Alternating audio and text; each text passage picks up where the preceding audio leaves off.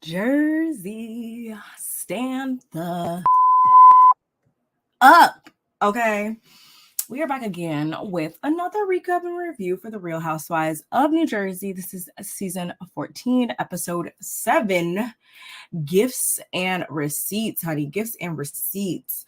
Let's get into it.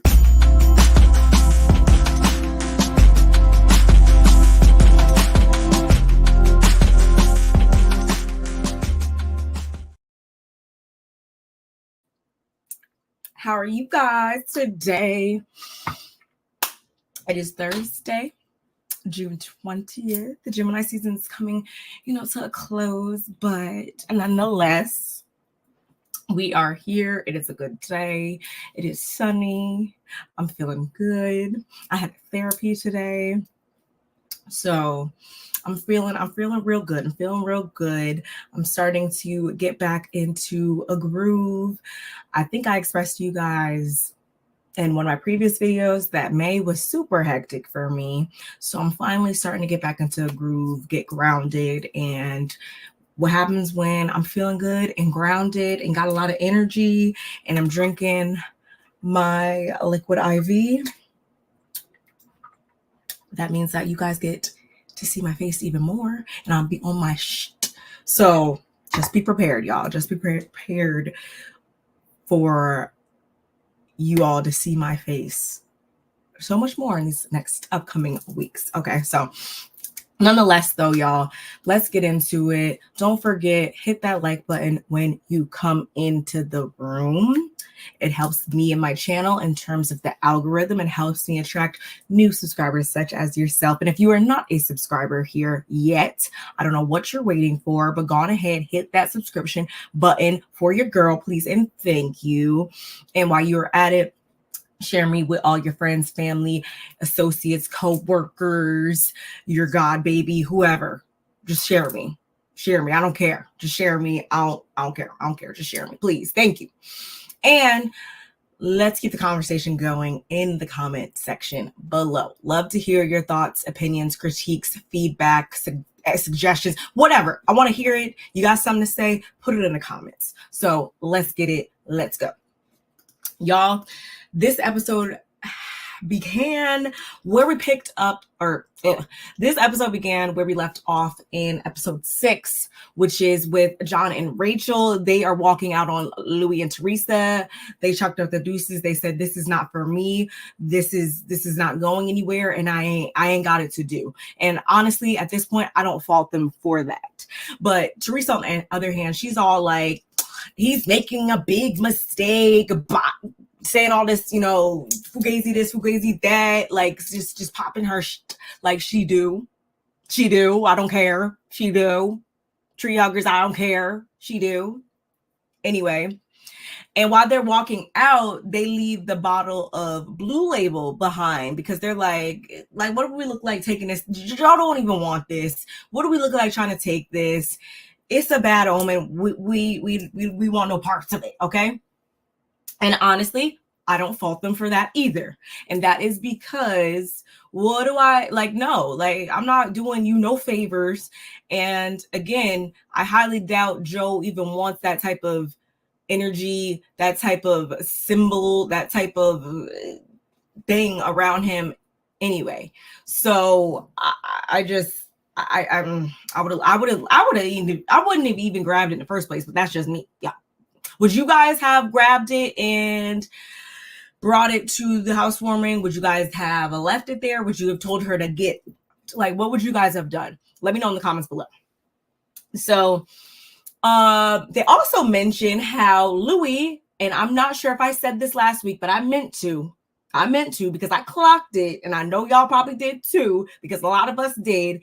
And that is when Louis was sitting there on mute.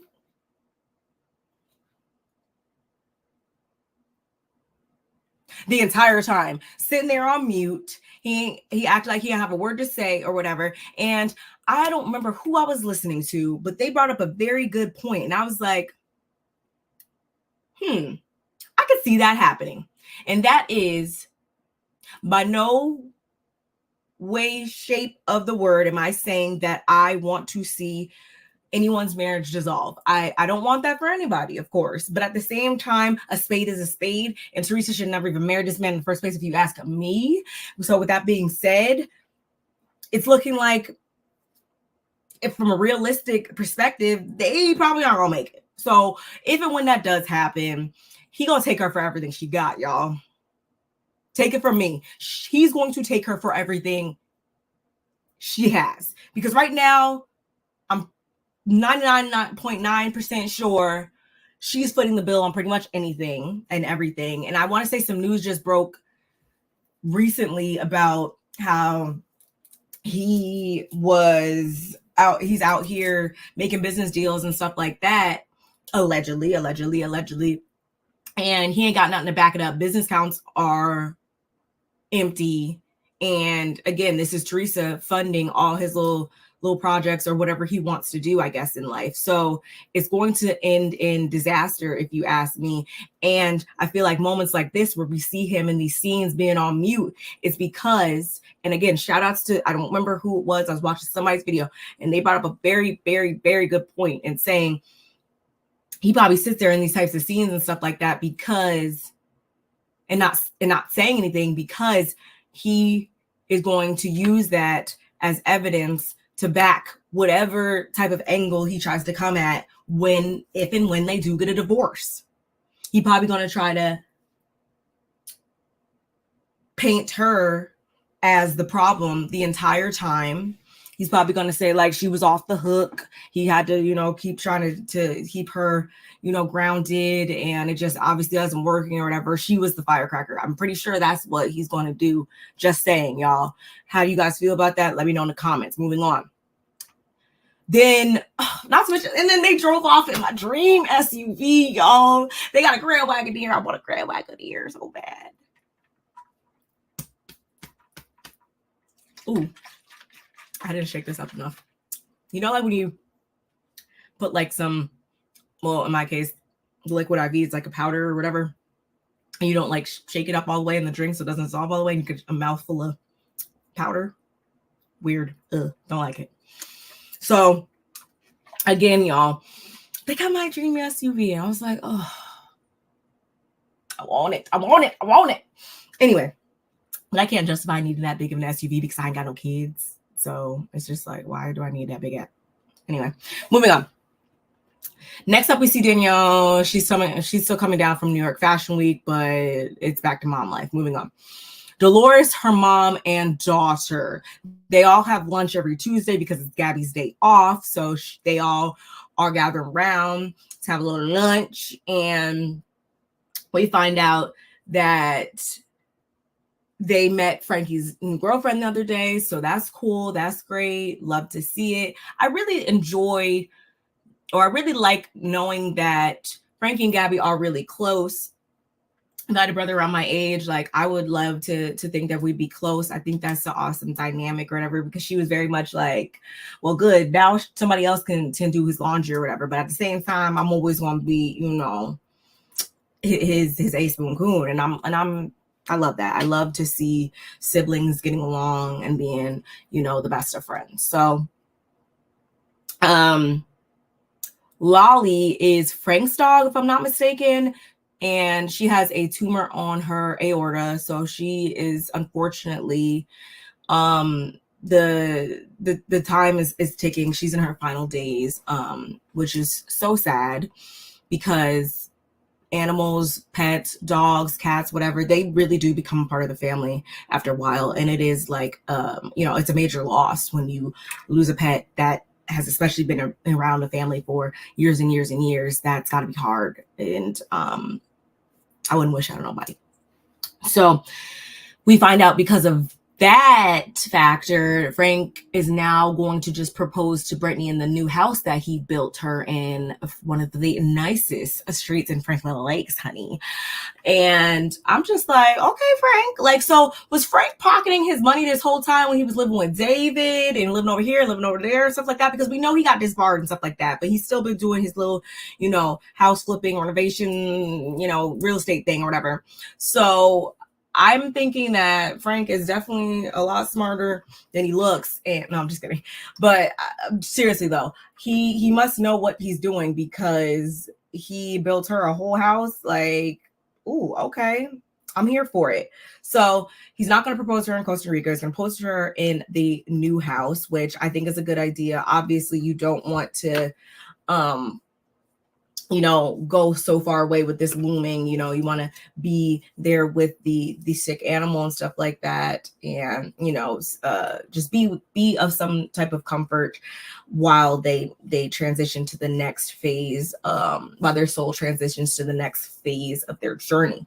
So before we know it, y'all, oh my God, and much to my dismay, we were on the subject yet again about Paulie, this divorce, this no divorce, Dolores, and everything in between. And I'm just like, are we really, like, oh my goodness, y'all just don't understand how annoyed I be when we talk about this, because it's just like, girl, that man has been divorced, we learn, or has been separated for like 12 years, something like that, double digits years. And there's a lot of rumors circulating about why it isn't so cut and dry as far as them divorcing. There's some assets, some specific type of assets that I've heard that they have that are causing such a delay. But I don't care. I'm sticking by the fact that he don't have no urgency behind him. So therefore, what are you sticking around for? Because clearly you're not 100% happy with the situation, because we keep having to talk about this every 5 minutes. And she's all like bringing up how he wants to go into business with her. And I feel like her mom and sister and daughter were like, Mom, Dolores, daughter, you sound crazy right now. Talking about some, that's the highest form of flattery for a man to say, come into my business. And I'm just like, for what though? Like, why is he wanting to go? Is this money funny?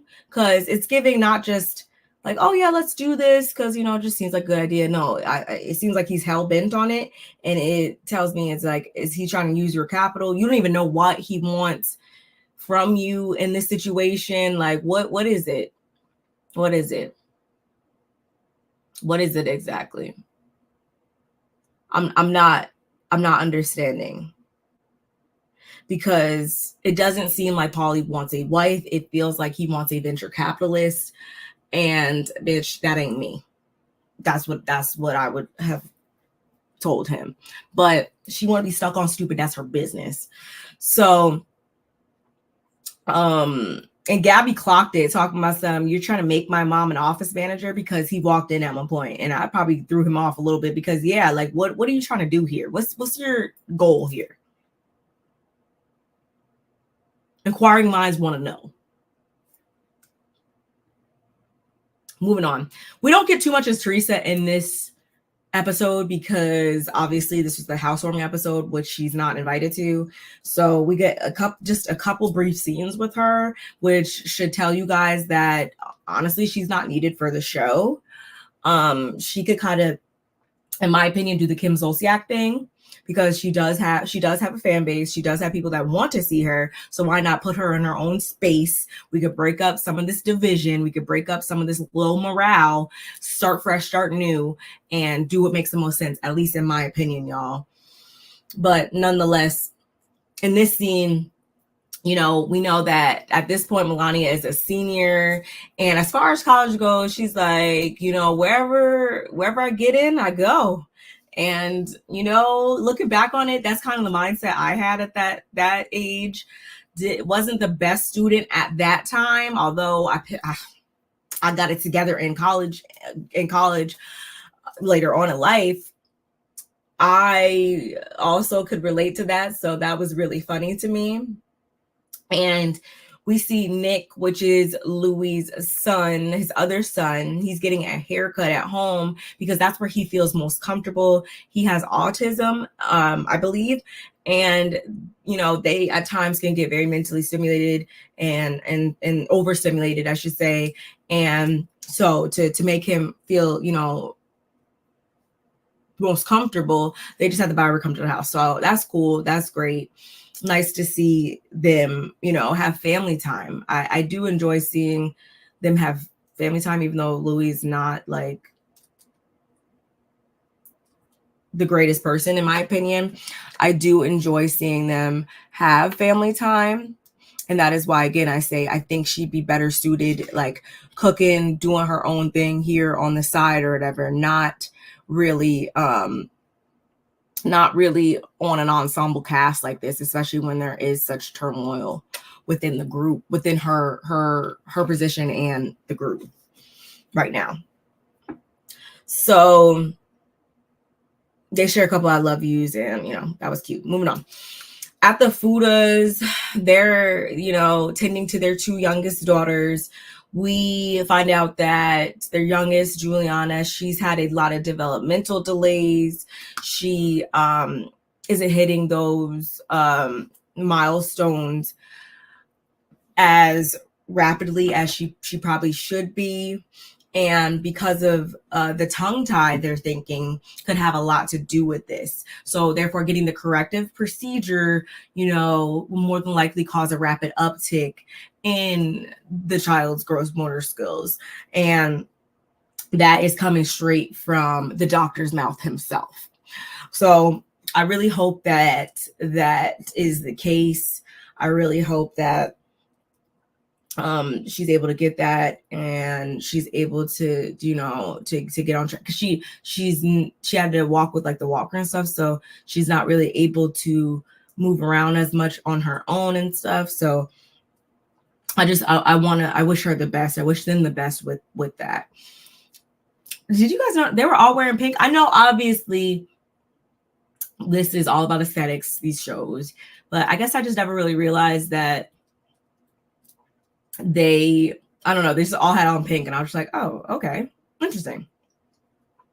And then she also reflects, of course, on how toxic the lunch with Teresa and Louis was, and how, ultimately she just never wants to be like Teresa. And I can understand that, especially given this situation, because although Teresa wants to hoop and holler and talk about how she didn't mean to say he was a drug dealer right now, and she didn't mean to say this, and she didn't mean to say that, and she wanted to kind of backpedal on all her words, I saw right through it. I think that she was very purposeful in every word that she said, in the manner that she said it in. So I think it's safe for someone like Rachel to say, yeah, I don't want no parts of her. I don't want to be like her. We don't have anything in common. And that's okay, y'all. In life, you are not going to be everybody's cup of tea. You might be somebody else's hitting straight. But anyway, you're not going to jive with everybody, and that is okay. And it's actually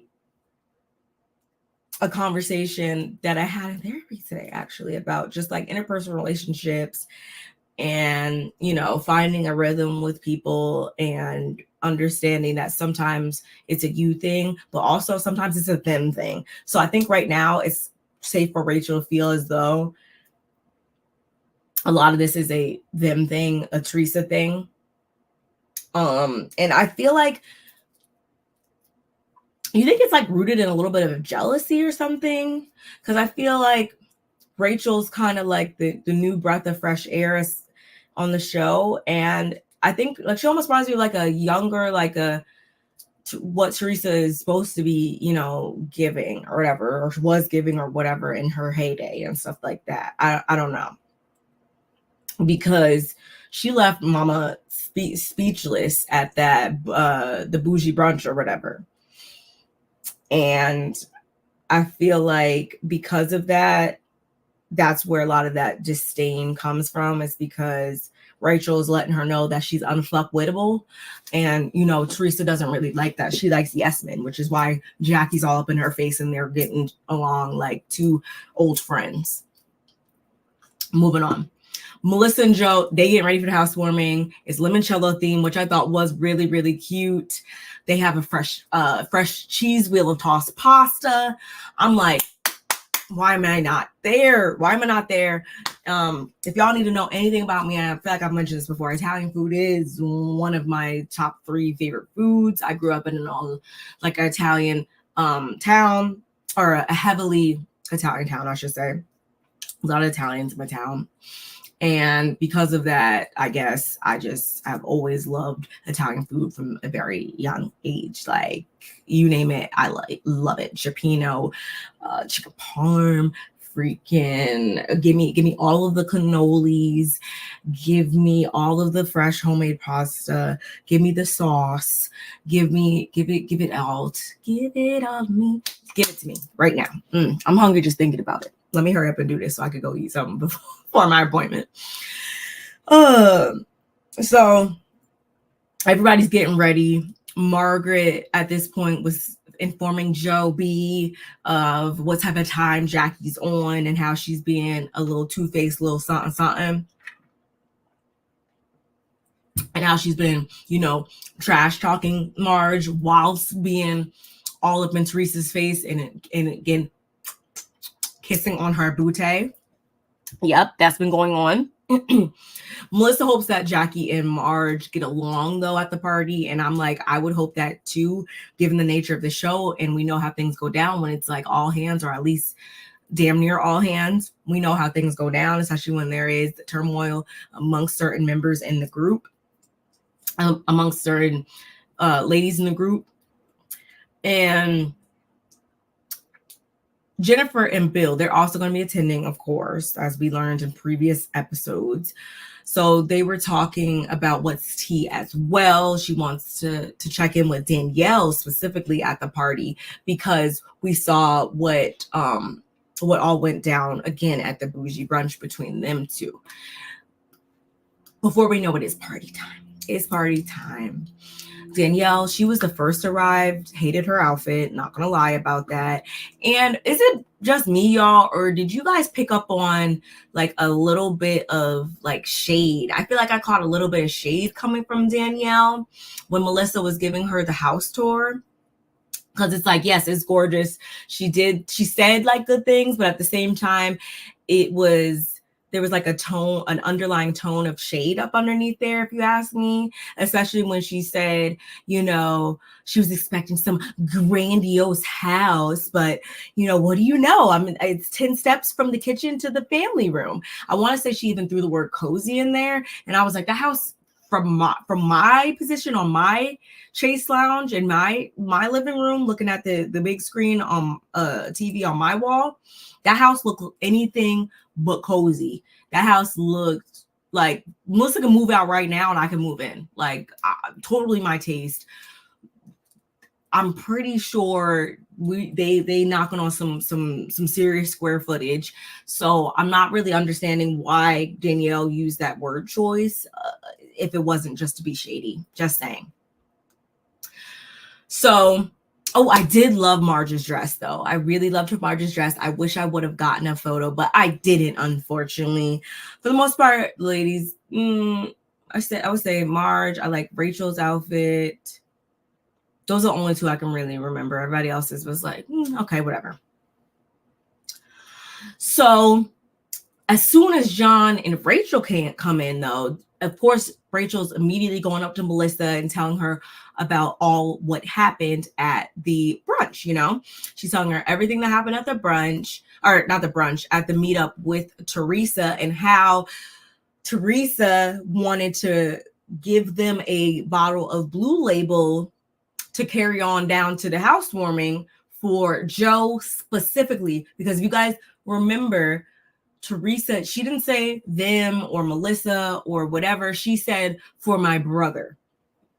So again, Teresa knows what she's doing. She's not innocent in all this. And I'm not saying that everybody else is the victim and she's the only villain. No, I think everybody has their flaws and their pros and cons about them. But Teresa, she knew what she's acting like she didn't play a hand in all of this, and she fucking did. She did. Ooh, God. Sorry, y'all. That just jumped right out my mouth. But that's how I feel, and I'm sticking by it. She did know exactly what she was doing, period. Okay. So when Melissa hears that, she's like, excuse me, what? Like, come again? And Rachel's like, yeah, I didn't bring it because I knew you didn't want that type of trash in your house or anything like that. And she's like, thank you for not doing that, because like, absolutely not. And Blue Label was the bottle of choice, was the drink of choice, because that was their Joe and Teresa's father's favorite drink or whatever. So that's why she was doing that. Do I believe that she was? I'm not going to sit here and say that it wasn't a little bit of a olive branch. I'm not saying that she was being malicious all the way around with it, but I'm just like, there's a lot of better ways that this could have been executed if you were really trying to broker peace with your brother. Just say. But y'all, before we know it, who but Switzerland herself comes up in there with said bottle of Blue Label.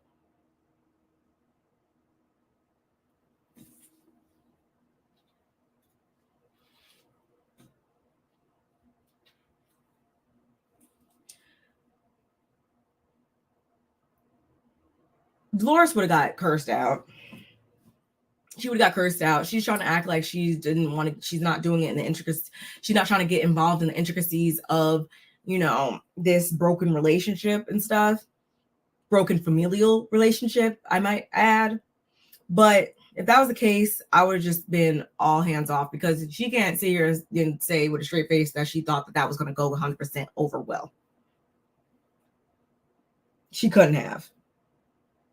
She could not have. She's just being the transporter of the alcohol, the delivery girl, so to speak. Nice try, Dolores, but goodbye. Melissa's, at this point, and I've been loving lately how Melissa's really telling how she really feels in the confessionals, because it's like, honey, baby, sweetie, love. Again, there's no way you can sit here and tell me that any sane person is just going to be able to just sit here and keep this on cute for all these many years. Like, Melissa better than me, man, because I can think back to when they opened up that pizza joint, right? And I remember Melissa was less active in said pizza joint, because mind you too, when they opened up that place, Melissa, like, Joe just went and jumped into it, didn't even talk to her about it. And then, so you don't talk to me about some shit, and then you expect to take from my time while I have my own things going on over here. Like, talk about selfish and self-centered. But that was between her and Joe. But Teresa during that situation, I recall it very vividly. She was very much on Melissa's neck, because she was also not, able to be as present and help out as much. And this is supposed to be a family business and stuff like that. And, she was even late a little bit to one of the meetings that they were trying to have about the business and stuff like that. And she just would not cut Melissa a break. And I'm just like, see, back there, I would have lost it on her ass a long time ago. But that's just me. Melissa's a better woman than I could ever be in a lot of cases. But I can only go off of what we see on the show, y'all. That's where I'm going to always pull all of my stuff from, because in Jersey specifically, although I am caught up, I've seen all the seasons, I don't really follow them on social media like that. I don't really clock into all of the articles and the behind the scenes tea with this show as much. So that's why I tell you guys to continue to educate me and let me know something in the comments too, because I'm basing off of what I see on the screen, and what I see on the screen is a lot of bull fugaziness. How about that? That's the word of the day, right? Being hurled from one side to this side to that side and everything in between. And I'm gonna just continue to call it how I see it. So this is the second scene that we get with Teresa at this point. And she was just making sauce and meatballs. And the main thing with this is that Gia is trying to move out with her, her boyfriend. Gia is 20. How old is Gia at this time? 22, 21, 22, whatever. And she's trying to move out, which caught Teresa by surprise, because she thought that she'd at least, move out on her own in her own place or something like that before moving in with her boyfriend. And I'm like, that's something I can agree with. It's something I can 100% agree with. And this is coming from somebody who didn't do it that way, who did it and the former of the two ways. And I've never had, my own place or anything like that on my own. When I, turned 18, turned 19, whatever, went off to the military. So I was living in, military barracks that entire time, and until I got married, upon like getting out of the military, and immediately, obviously at that point, me and my husband moved in together. He had his own place for quite a while, but I never got that experience. So I think that is a fundamental step, a fundamental stage, so to speak, that I know I wish I had. And that's not to say that I regret getting married or anything like that. But yeah, like, decorating your own place, having your own bachelorette pad, like just being in your own space before you rush to move in with somebody. Like, I just think that's very important. And learning about yourself and gaining a certain level of independence with yourself. So I don't know. I guess we'll see. I don't know. Did she, y'all? If you guys follow her, have you noticed that she's moved in with Christian or whatever? Y'all let me know. But before we know it, Teresa starts venting about how Danielle's been hanging out with people she doesn't really care for. And of course, then Gia, because Gia and what's the other, Louis Jr., whatever, he's there. And it's just like, girl and Louis Sr., this one, like, why are you guys talking about all this in front of y'all kids?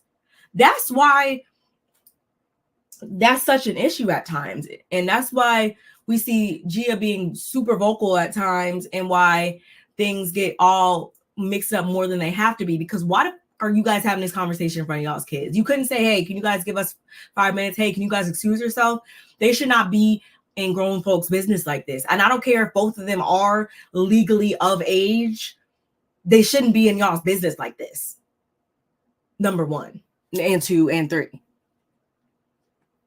But whatever, moving on. Going back to the party, Dolores, again, she's carrying around this bottle of blue label. She at this point gives it directly to Joe, who's by the pool with some of the other guys, and a couple of ladies were out there too. And Melissa, she immediately interjects to shut it down for the most part. And honestly, I don't blame her for that. This is their housewarming. This, because instantly, as soon as Dolores told him what that was and where who came from and all that, I feel like his face and his whole everything changed. And it was very like, okay, so this is what we're about to do. And although I do think that Joe, he likes to be on the camera and he likes to have his moments. So there was this scene was laced in that as well. I do think a point was made. And at the same time, I don't think that he had to go and like throw the card in the fire. And he was really put on a show for a second, y'all. I'm not gonna lie. Facts are facts. And I do feel like, again, if Teresa was really trying to be real about making peace or sending an olive branch, she would have went about it very differently. Just saying. She wouldn't have just sent that bottle over there like that. I don't care. Don't care. Let me get to the good parts though, y'all. So, and Jen Fessler, you can still be quiet too, because just because somebody gives a housewarming gift, it could fully mean that they are on some BS. Like it fully can, especially when you guys are on camera and everything is about making a moment or a splash or getting camera time or whatever, or you know, solidifying your next spot in next season. So shut up, Jen Fessler. Shut up. Jennifer Aydin walked up talking big old cash money, if you ask me, which just tells me again that she don't want peace for real either. Because when you start walking up to somebody's house talking about some, well, I have valet at all my parties, but you guys are supposed to be starting anew. Yeah, you tried it and we clocked it. We definitely did. Jackie, I don't like her being around because she gets on my nerves really bad at this point, y'all. I can't even lie. She busted her in front of everybody, and I was just like, girl, just go away. Like, just go away. Just go away. Every time she came on the screen, I was just like,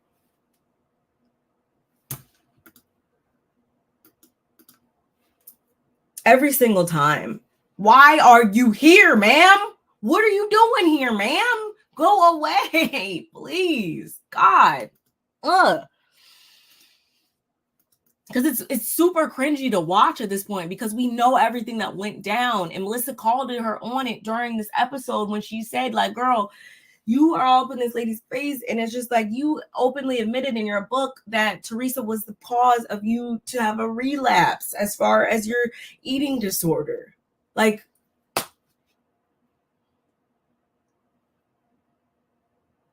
you think you're getting with the winning team, but you're really not. And if you thought that Teresa was going to protect you, girl, it's not going to happen. Teresa never protects anybody. When things are done to her, it's, you guys need to defend me. But when everybody else needs defending, Teresa is very much, she ain't got it to do, y'all.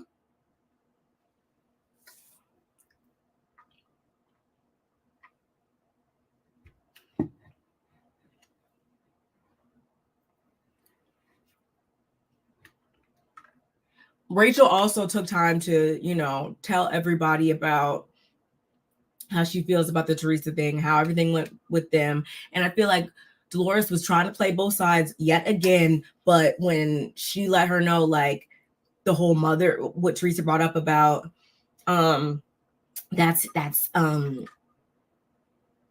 crap. What is Rachel and John's son's name? It's his mother. When she wanted to bring that up, and Rachel was like, absolutely not. That's what we're not going to do. Dolores knew that she couldn't say anything. And Dolores, she'd be acting low-key scary when it comes to Teresa sometimes. And I'm like, I don't understand why, because in my opinion, Teresa won't bust a grape in a fruit fight.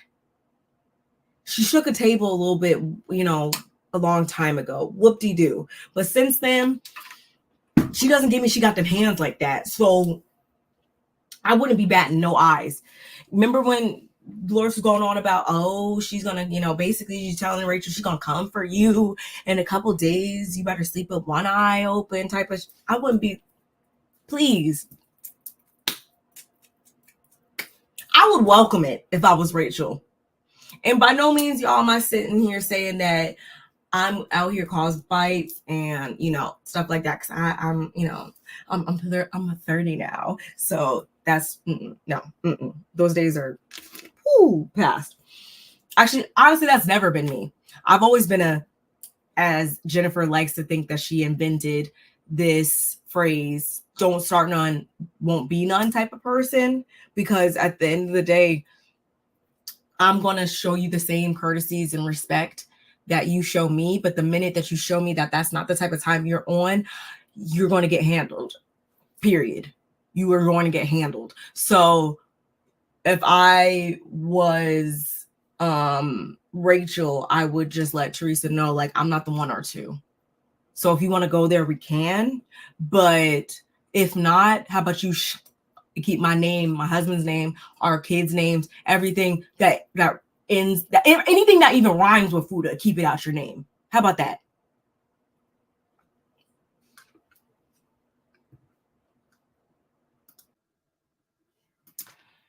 Sorry, y'all. I had to dip out real quick, go to my appointment, and I'm back. So if the lighting is differently, that is why. Moving on, though, getting back into things.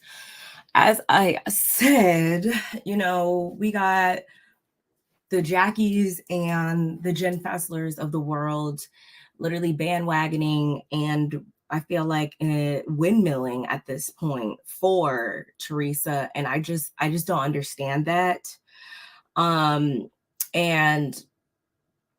I also picked up on how Jen Fessler was whispering about how Rachel just hates Teresa so much, and John also could have said some things differently during their exchange at that sit down. But my thing is, Jen, you're saying all this, but like, how do you really know? Like, you only know what you heard through the grapevine, because last time I checked, but you weren't there. So how are you speaking so assured right now? It's giving, you're just going to say what you want to say to support who you want to support, because that's just what you want to do. Anyway, but you know Teresa through and through. You know her so well. You're so familiar with her character, all from knowing her for a season and a half at this point. Forgot about that. Yeah, I'm completely just forgot about that. Anyway, and keep in mind, y'all, at this particular time, John was also telling the guys how it all went, and he even brought up the example about Gia and the Coke and all of that. The example that Jackie tried to give Teresa, was that last season or whenever that was, about how that was just how Gia, Teresa had such an issue with Gia being brought up and all of that. But at the same time, he was also he wasn't even an adult. He was 17 at the time that he had his infraction. So it's just like, if it's got to be, what's good for the goose is good for the gander, right? So if that's the case, then Teresa shouldn't have been so forthcoming with bringing up that piece of information about John. You see what I'm saying, y'all? Like, hypocrite, if you ask me. So Dolores also wanted to ask Margaret if she was going to have a conversation with Jackie, because we know where their relationship lies right now, right? And she also told Marge how Jackie said that her and Melissa being in Rachel's ear doesn't really allow for them to make any peace with Teresa. And I feel like that's entirely bull, because I feel like Rachel has her own reasons beyond any other person on that cast. She has her own valid reasons for having an issue with Teresa as it stands today. At least in my eyes, she does. Y'all let me know if you guys disagree in the comments, but I feel as though Rachel would still have the same outlook on Teresa right now and have the same disdain toward Teresa right now, even if Melissa and Marge were taken out of the equation. Anyway, so because Marge is like, oh, okay, bet. She's like, I'm gonna go confront Jackie, and she does. And Melissa's even like, girl, like, I'm not even mad at you, Jackie, for making up with Teresa. And Jackie, she's immediately on the defense, talking about, well, I feel like you tried to make an issue at the brunch, and, what did you mean, with that little tidbit in the book, which this is what I was getting at before, when it was like, girl, last time we checked, you said openly in your book that Teresa was the reason behind you suffering a relapse. So Is it so far-fetched for us to be looking at you cockeyed crazy now that you're all up in her face acting like, you know, everything is all good in the hood? I'm not saying that I want to see these ladies continue to be divided and have issues with one another. We are very much over here saying like, hey, I want to see y'all get past things. It makes the show a lot more enjoyable. We don't like to see, you know, so much just below the belt gutterness all the time. We like fun, cute shade over here. So I do understand that, but at the same time, Jackie, you look crazy as hell, mama. You look crazy as all hell. Melissa's done with it though, because it's her party, right? And I don't fault her at all for that. Margaret's whole thing is, you know, I championed for you, Jackie, when no one else did. And I have to give Margette. I definitely feel like she showed up for Jackie as a true and through friend. And for her to just switch like that, knowing what all went down between them, if you're such good friends with me or whatever, you should understand why I feel some type of way. I feel slighted by you being so quick to you know, get in Teresa's good graces when you know what she did to not only me, but to my son. To my son.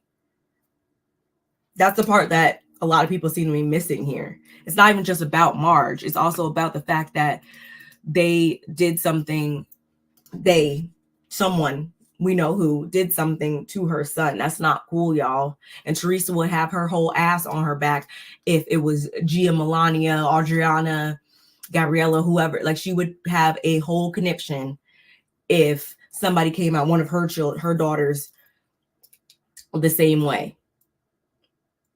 Just saying. What else? So then Jackie storms off, and Marge, she storms off, y'all, and she's literally like, goes up. I want to say at this point, she went up to Joe B and was all hugging on him, talking about you. Oh, I love you, this, that, nothing. And I'm right with Marge. Don't be hugging all up on my husband if you just tried to have a whole issue and you don't really, if you don't, for me, you don't fuck my husband, and vice versa. So I would have definitely been right down there with Marge, going to put my body right in between and say, Joe, she don't rock with us. She don't rock with me, which means she don't rock with us, which means let's go on head over here. And Joe, got to give it to him. He gonna be right there supporting his wife. So I ain't got nothing negative to say about what Joe did during this exchange. Not at all. Not even a little bit.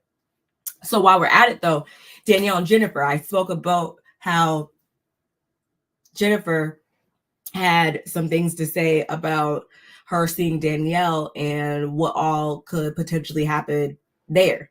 And again, going back to the bougie brunch and the whole Lena conversation, and the Lena VIP conversation comes up, and Jennifer's whole thing is, you know, she just doesn't agree with how Danielle handled it. And I'm like, okay, on one hand, I totally understood where Jennifer is coming from, but then when we started to unpack it and peel back the layers, apparently it was more of a security concern because Danielle had this area of the venue blocked off strictly for them. And before, you know, we know it, they're getting bombarded with people, fans, and everything in between. And that could be a lot. Sometimes that could be a lot and things can go left. So I understand her trying to implement some type of controls. And as she said, if she did her hair one time, she didn't know her from a can of paint. I'm like, okay, I understand that too. And also we find out that Lena was also trying to make Laura, who played a integral part of that whole Melissa making out in the back of the limo or whatever rumored last year. So yeah, I definitely don't want her here. You guys should understand that. But that just goes to show that Jennifer doesn't truly want to have peace with Melissa, if you ask me. Just saying. Just saying. But in the end, they're able to say, you know, if there's an issue that comes up, or at least Danielle said, you know, come to me immediately. And I'm like, I understand that. And I really didn't enjoy how Jennifer tried to bring up the fact that Danielle didn't put her on the step, Bill's practice on the step and repeat, when the way that charity functions and charity work works is like, you have to donate typically a certain amount, not just, the little bit here at the function or whatever. You got to donate a significant amount in order to be represented at the event, which makes complete sense to me and everybody else who knows how events and stuff like this works. But for some reason, Jennifer just didn't understand that. And Jennifer makes my ass itch, y'all. I can't even lie. She really does. So then at this point, Jackie goes up to Dolores and she's like, why does Marge go so low? Like, well, what is up with that? And Dolores is like, actually, she told me that you were upset that I didn't tag you in the photo from the baseball game. Like, what? Like, are you serious? Like, that was an honest mistake.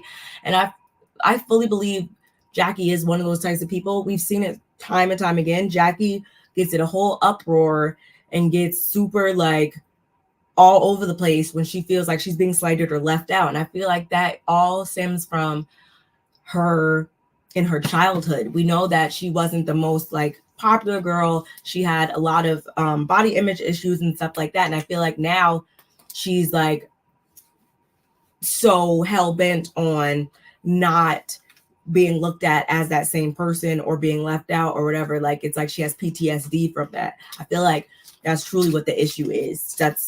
I don't know, y'all. That's all I can really attribute it to, because she be wilding. She be wilding, in my opinion. And at the same time, y'all, and I got to give all of the flowers during this episode to Marge herself, y'all. Because at this time, Marge is like, you know what? Bet. She want to be all in her spiritual space. She want to do this. She want to do that. She want to act like her don't stink. Let me go ahead and pull up these shout outs to her tagline this season. Sends a screenshot of Jackie talking cash money shit to Dolores while Jackie's talking to Dolores and her face. And Dolores goes, hold on. The first time I don't actually have some goddamn glasses here right now. Hold on, y'all. I'm going to show you what Dolores did. Dolores did one of these. She's like, oh, wait, hold on. I got to check on the dogs or whatever.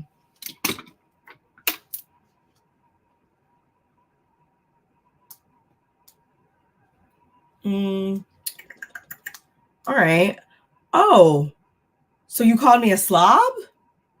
Is that what we're doing now? Is that what you said about me? That's disgusting. You're disgusting. And I was like, and Jackie's all like, yeah, that is disgusting. Like, really? Like, oh my God. Like, it wasn't even like that. Like, don't just making all these excuses. And the proof is right here, y'all. The proof is right here. Like, you know what you did. And Jackie tries to downplay it and make it, I don't remember exactly what she tried to attribute it to, but it was some BS. When no, she felt that way. She's always felt that way, because when people say stuff like that, when you guys are having slight, not even disagreements, when you guys have little mini bumps in the road of friendship, that means that person has always felt that way about you. You can't tell me different. And the way Dolores is set up, she's like, I'm from Patterson, and where I'm from, that's not like, that doesn't mean silly or whatever you tried to say it was. When I tell you I was laughing my behind off, y'all. Oh, I was laughing so hard. And Jackie's like, well, the stuff that Marge says about you and Paul is as horrendous. And Dolores is like, Or Jackie's like, well, she just doesn't put it in writing. And Dolores is like, yeah, because she's smart, a lot smarter than you. Left Jackie sitting there looking stupid, y'all. Absolutely stupid. This episode was really good, if you ask me. I really did enjoy this episode. I love Marge was the MVP, if you ask me. And Jackie set herself up for that.